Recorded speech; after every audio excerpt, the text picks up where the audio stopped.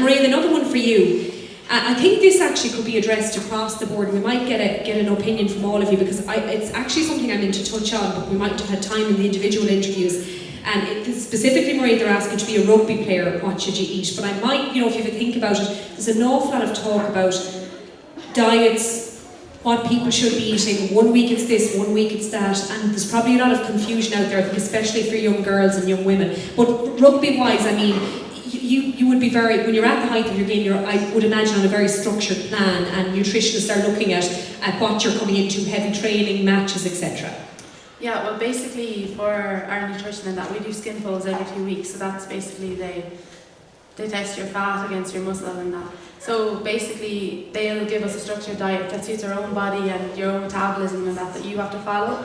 Around nutrition, I think just once you have a good balanced diet, generally seems to be the best thing. Like, you don't focus too much in on it, but you know what you're supposed to be eating, you're fueling your muscles after games, after training sessions. And at different seasons, you'll have a different diet. Obviously, in season, like, we do a very strict diet.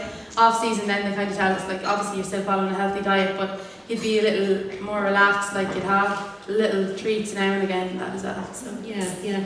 And maybe Michaela, I might start with you on that. I mean, obviously, your height of your game as well, but there's a lot of talk out there about what people should be eating, shouldn't be eating, and changing a lot of pressures on young people. So I suppose not buying into the fads that are out there and addressing it with a proper nutritionist, if that's the route you want to go down. Yeah, of course. So for my sport, like, I wouldn't concentrate too much on what I eat, but like, of course, eating healthy, like, it just comes as part of the training. Like, you got to feel your body to go again. But for my sport, it'd be really important for the week leading up to the competition, because in athletics there'll be qualifications and finals, so you could be on the morning at 7 o'clock and you might be on to 8 o'clock again in the evening. So of course we'd have like nutritionists who would help us, so it'd be important to refuel the body. So that would be the main thing that we'd worry about athletics, would be the week leading up. But coming up to athletics, I think it's just, if you eat healthy, like, of course you can't be eating like the bad stuff all the time, but of course you can have one every now and again. I think it's just eat healthy, and just, you don't have to, like, it's eat healthy rather than not eating at all, like, of course. So just making sure you're firing the body, I suppose, for what you're competing in. And Rory, that would be massively important with swimming, as well. It's commonplace to everything, but with swimming as well, I'd imagine, just making sure you're fueling the body. It's not about not eating, as Michaela said, it's about making sure that you have enough nutrition there to fall back on. Yeah, so in swimming we would have had heavy weeks and easier weeks, the same as everybody, and in your heavy weeks you would obviously eat more, and we would have had nutritionists working with us to make sure that you were hitting that correctly. And then coming up to competitions we would have been tapering down, so our training would have been less. So that would have been a really important 2 weeks there to decrease your intake of food, and then again it's everything in moderation. Absolutely. And girls from the football side, it's very similar in terms of Fiona looking at. They're laughing now because we're going to hear all the bad stuff here. The two women are laughing, but it is. I think everyone has to be sensible about this. I would worry a little bit about the attitude to food and the influence it has, on how role models look, that who people are looking up to look like, and what they're eating or what they're not eating. So that's important not to buy into that. If you're playing sport, you need to be eating properly. Yeah, we're laughing here because myself and Sarah will be part of a group on our team that love food, and we love when it's leading up to a week of a game, because we know we can eat even more, because you have to meet your energy needs.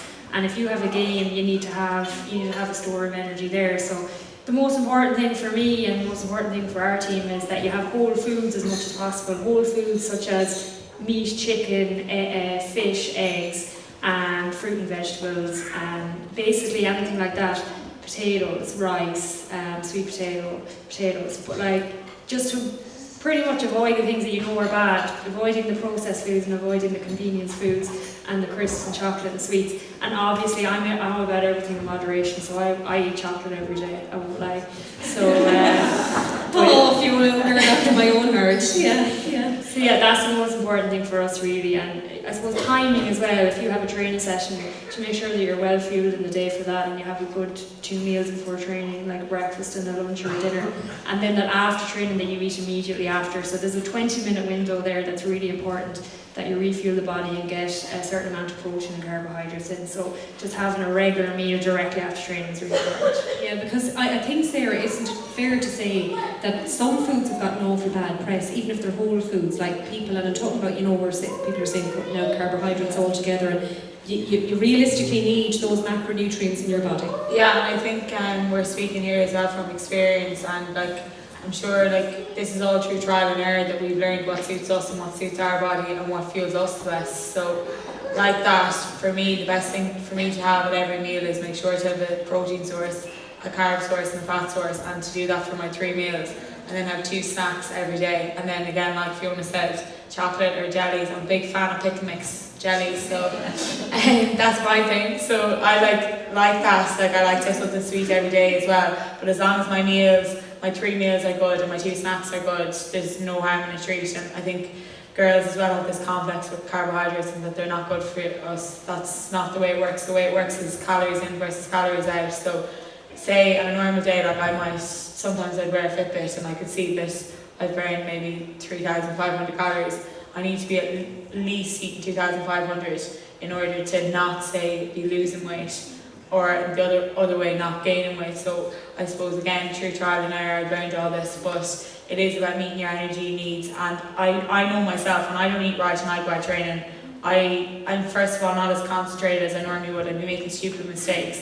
So it is so important, and I don't think people emphasise enough how important it is to fuel your body before training the games. And just make sure, one thing is to be consistent with it and to have a balance. Yeah, absolutely, in the balance. And you're dead right. It's not just the body; it's the brain as well. And you would be in that food haze, or you'd feel your blood sugars dropping when you're not eating properly. So it is so important when you're that active. Sarah, the next question is actually for you. It's kind of based around the nutrition thing. Water, and how much water you drink before a match, and water intake. I would definitely drink around 3 litres of water a day. Up there coming up to the All-Ireland final, I was probably drinking about 4.5, which is an awful lot of water. But I don't find it hard to drink water. Some people find it extremely hard. But if I have a bottle in my hand, I'll drink it. And that's the key to drinking water as well, is to always be carrying around the bottle with you. But so normally, average 3 litres a day. Yeah, okay, so that's perfect. This is a question actually for everyone on the panel again. It's a general kind of question in terms of women's sport, and this particular audience member says, I'm interested in the portrayal of women's sport in the media, generated towards, and it kind of comes back to this nutrition thing, sports geared towards looking good, weight loss, etc. And they say, I find this very unhelpful. So any thoughts? I think it's a little bit to do with that nutrition thing and what I was saying, that Michaela, the way certain people look, the portrayal of images that are held up there, like this is the perfect body image, this is the way, and I think it obviously affects men as well, but we're talking specifically about female athletes or females here today. Did you ever feel that kind of pressure I suppose in any walk of life, but especially when you're looking and playing with athletes, at the highest level of their game? Of course, sure. When you're 13, 14, 15, this is a big thing, and I think that's the main reason why a lot of girls drop out, is because they don't want to be compared to, and it's just easier just to take a step back and to kind of hide away from it all. So of course, especially because in athletics there's a lot of competition between the runners and the field eventers, so of course there's a lot of judgment to, this is the perfect way you're meant to look, but it's not really about that at all. It's about finding what suits you best and the way you can perform the best. Yeah, absolutely, and Gráinne, I see you nodding at that, because I'm sure it has to be, it's not just in school settings or on social media, it's in every walk of life where something is held up as the perfect idea of what we should look like, or the portrayal of what we should be. I think swimming is actually a very good example, because you have a sprinter and a distance swimmer. The bodies are not the same at all. Of course. And I think that's, as swimmers, as they're going through their teenage years, that they kind of obviously sprinters are much more muscly, and distance swimmers, not that they're heavy, just a different shape. Completely different shape. And I think when you're going through that, if you're friends with someone who's a sprinter or a distance swimmer, you have that in your mind, like, I'm shaped different, yet we're doing the same training, but they're actually not doing the same training, or they're not doing the same stuff. it's just everybody's body is different, and I think that's what you need to understand. And Máiread, you touched on this when you were talking to us, because you were saying, because rugby is so inclusive, there's a kind of job for every ability and capability on the pitch. But with that comes different body shapes, different strengths in different parts of the body, and very much so in rugby. Yeah, very much so. But I think people focus in too much on other people and like, oh, that's what that person looks like. I'd like to look like that. Of course, like we all have an image in our head that, oh, I'd love to be like this, I'd love to be like that. But at the end of the day, it's a personal thing. You are who you are. Your body is yours, and you can actually do what you want with it. Like, if you get your nutrition and stuff right, like you can shape your body to be the way that you want. Obviously, like your genetics and everything else comes into that as well. But there is factors that you can't change. If you're not happy within yourself, or if you're not happy with your own personal image, like you can't change that. It's just your mindset. Everything is in your mindset.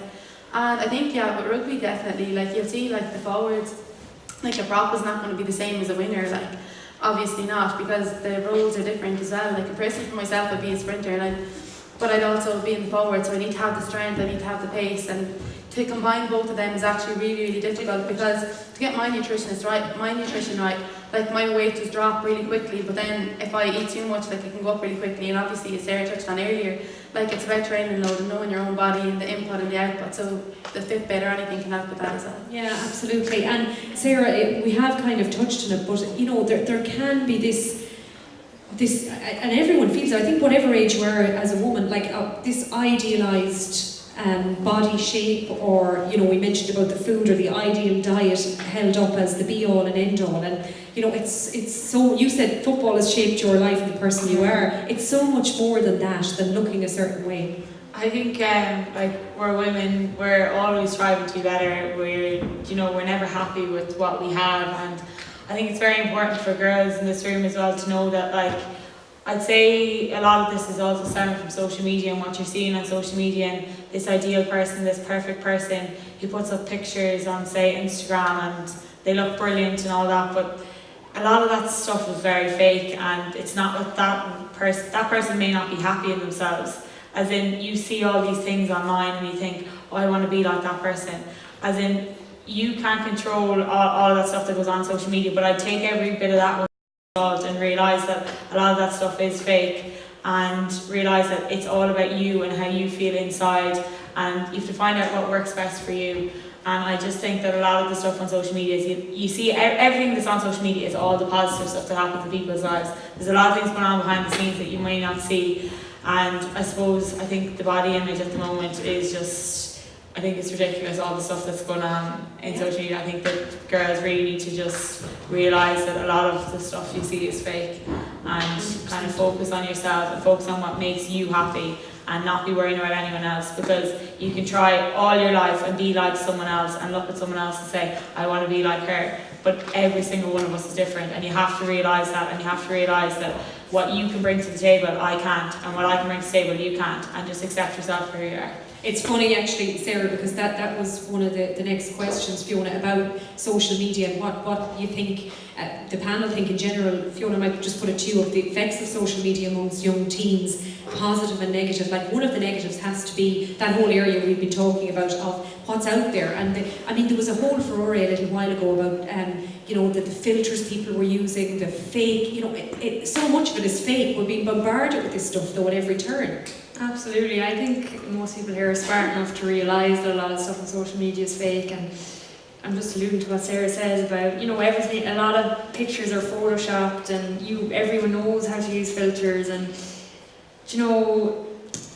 as Sarah said, it's all about how happy you are in yourself, and you shouldn't be I compare myself to Sarah or Máiread or the rest of the girls and other girls in my team, but at the end of the day we're all different, and again we all bring different things to the table. So I think that's hugely important. I feel very lucky that when I was in school there was no such thing as social media. When I was in 5th year, Bebo came out, and I'd say you never even heard of Bebo. Oh, Bebo, the memories, Fiona, the memories. Who was your other half?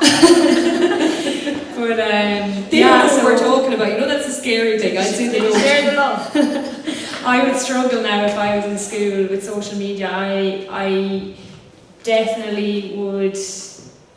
I would sympathise with parents. I'd sympathise with you as girls having to deal with that, and you're obviously, most of you would do it very well, but it's definitely something that's a big challenge out there. And just going back to the nutrition side of things as well, anyone who's aiming at being a high performance athlete or aiming at doing well in their particular sport, it's all about performance at the end of the day. It's not about what you look like. So if you're asked to eat certain foods, or you're asked to go to the gym, or you're asked to do certain runs, you do that because you want to be a better player. And it's all about being the best you can be as a sports person, not about losing weight, or not about putting on weight, or not about, whatever. It's about getting the best out of yourself as a sports person. That's the way I see it anyway. Absolutely, and I think maybe that message sometimes is being lost a little bit with the images we're being bombarded with. Michaela, are there positives though as well with the whole social media side of things? I mean, one immediate one I can think of is how much access we have maybe to some of the fringe sports compared to years ago, where we can look straight away and someone will have it up if you've won at a competition, or Gráinne has put something up about the swim for a mile event. We have access, instant access, or more instant access to this. What are some of the positives, do you think? Yeah, of course, sure. Like when I'm competing abroad, a lot of my family can't travel, so of course it's great to watch competitions. I also think girls can get a lot of positives out of the social media, like they can see get a lot of information. But as Sarah and Fiona and the rest of the girls have said, you need to take it with a pinch of salt. You need to take from the advice. See, does it work for you? It's not the same advice for everyone. And also, the communication has really worked for me because I'm living in Mayo, so a lot of my training sometimes can be done over video messages and different stuff like that. So, of course, there's big positives with the communication, but it really has to be taken with a pinch of salt. Yeah, of course, yeah.